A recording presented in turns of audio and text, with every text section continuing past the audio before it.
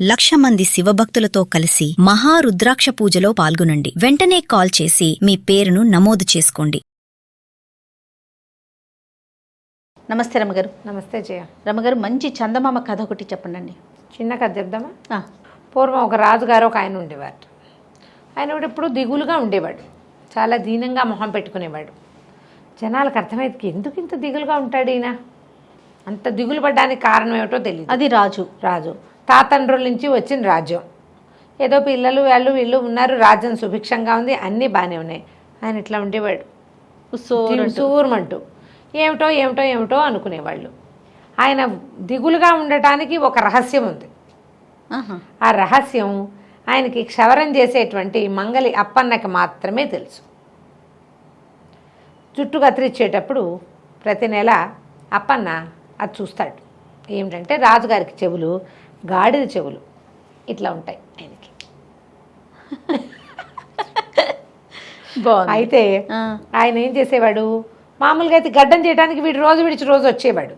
తలపని చేయడానికి నెలకోసారో 2 నెలలకోసారో.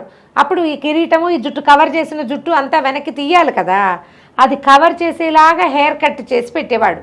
ఈయన ఎక్కువగా కిరీటం పెట్టుకునేవాడు. పగటిపూట ఎవరికి తెలిసేది కాదు. ఆ రాత్రిపూట ఏమిటంటే వాళ్ళ అప్పుడు దీపాలు అవి తక్కువ కదా, అంత రాత్రిళ్ళు ఎవరికైనా తెలుసుకునే అవకాశం ఉండేది కాదు. ఆయన తలపాగాతోటి వాటితోటి కవర్ చేసుకునేవాడు. ఎవరికైనా తెలిసిపోతుందేమో అని దిగులు. ఓహో.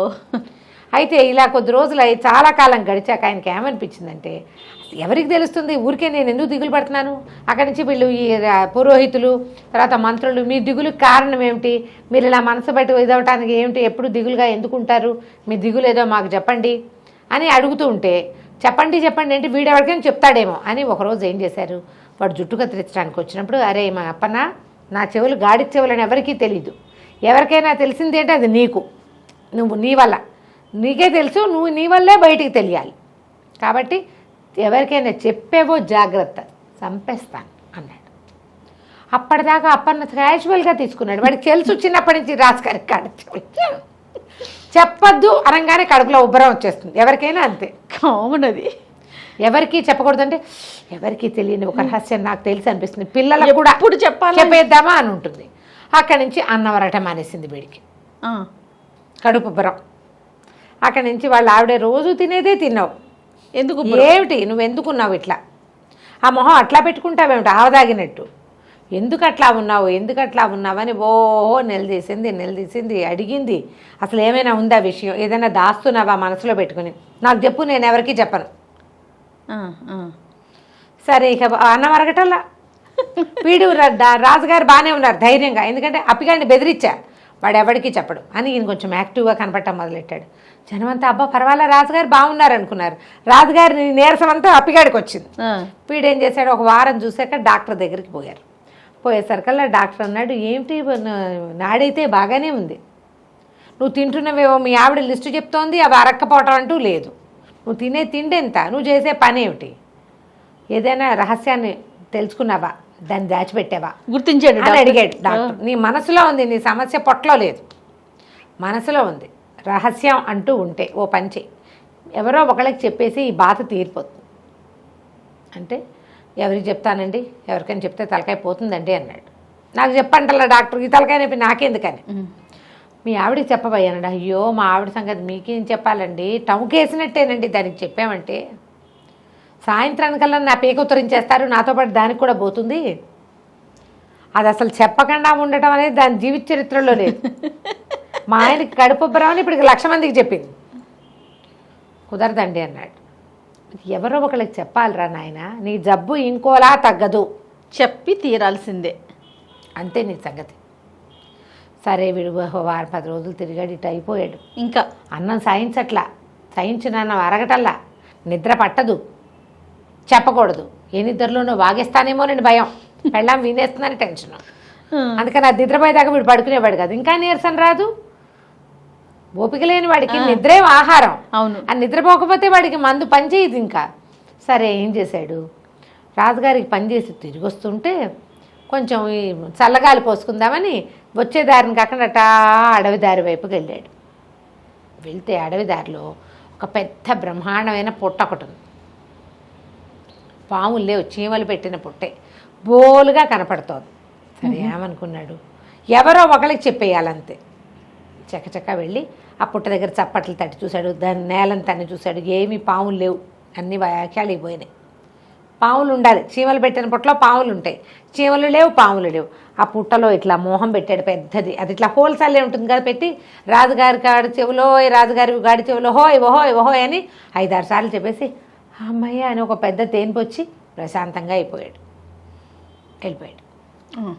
బాగుపడ్డా? వాడికి ఏం అవ్వాల, ఇంకా బాగానే చెప్పేశాడు కదా. పుట్టలో అయిపోయింది. సంవత్సరంన్నర గడిచింది, 2 ఏళ్ళు కూడా గడిచాయి.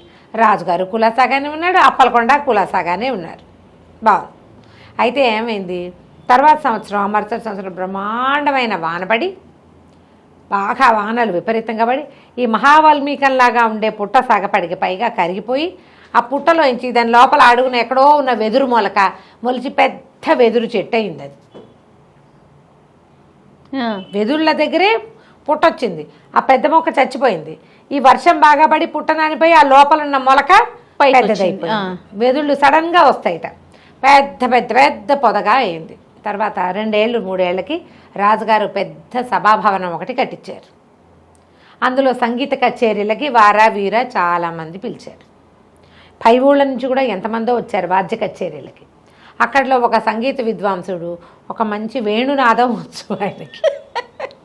ఆ వేణువు కోసం వెతుక్కుంటూ కొత్త వెదురు కావాలని అడవిలోకి వెళ్ళి ఈ పుట్ట మీద ఉన్నటువంటి వెదురులోంచి 2 మంచి సలీసుగా ఉన్నటువంటి సన్నటివి బాగున్నవి తెచ్చుకున్నాడు. కాకపోతే తొలిగా రాజుగారి దగ్గరే వాయించాలనుకున్నాడు. ఆ వెదురు ఇంత పొడుగు వస్తుందా, దానికి హోల్స్ కొట్టాడు. మూసి చూస్తే గాలి ఇటు నుంచి అటు వెళ్తోంది, బాగుంది. అదే కదా మనకు కావాలి. సరే వెళ్ళాడు. వెళ్ళిన తర్వాత అందరూ తలా ఒక కచేరీ చేశారు. ఈయన కూడా మృదంగ విద్వాంని, వైలిన్ విద్వాంసుడిని, వెనకాల తంబురా వాళ్ళని, టింగ్ టింగ్ అని తాళం కొట్టే వాళ్ళందరినీ కూర్చోబెట్టుకుని పువ్వు అని ఊద్దాం అనుకున్నాడు. ఊదేసరికి రాజుగారి చెవులు గాడి చెవులు అని వచ్చింది అందులో నుంచి.